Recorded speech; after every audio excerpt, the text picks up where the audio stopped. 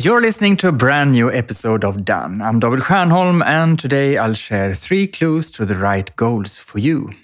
But first, how do you design the perfect day at work? I found at least 6 levers you can pull, and I share them in a post right now on the Struktör blog.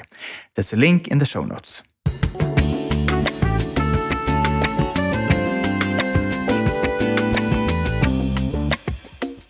You need goals, no matter what your work is.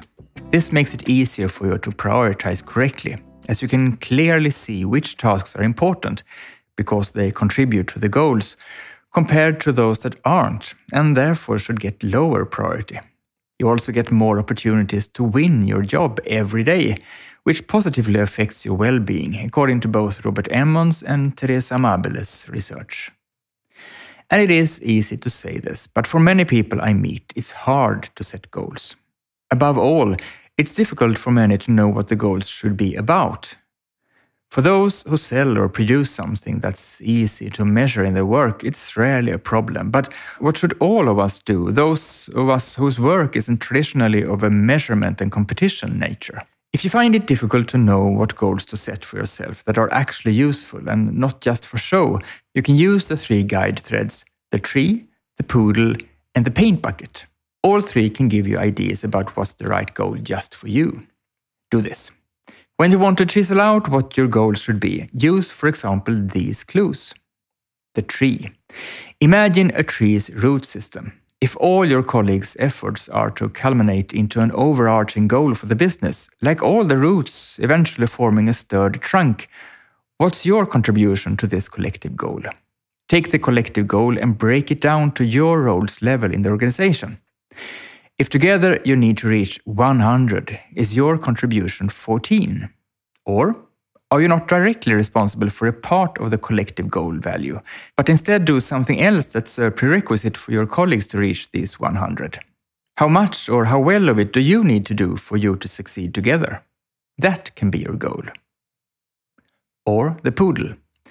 Imagine you're walking home from work after a really successful workday and you're thinking, today I really did the essence of my job. What is it that you have done during the day?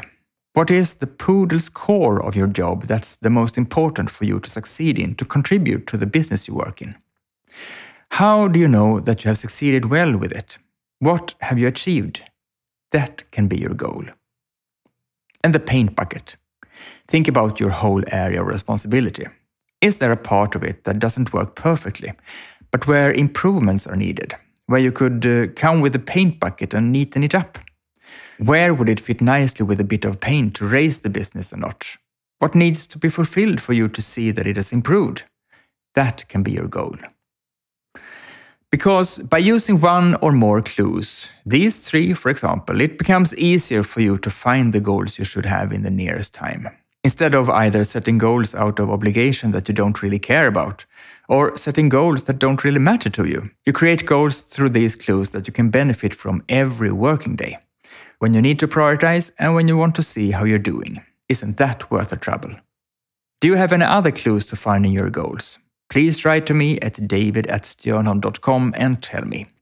I always want to get tips on how I and many others can refine the way we work so that our days at work become more like we want them to be. I'm curious to hear about your best tricks. And that's all for today. I hope you have a productive and enjoyable week until we meet again next Monday.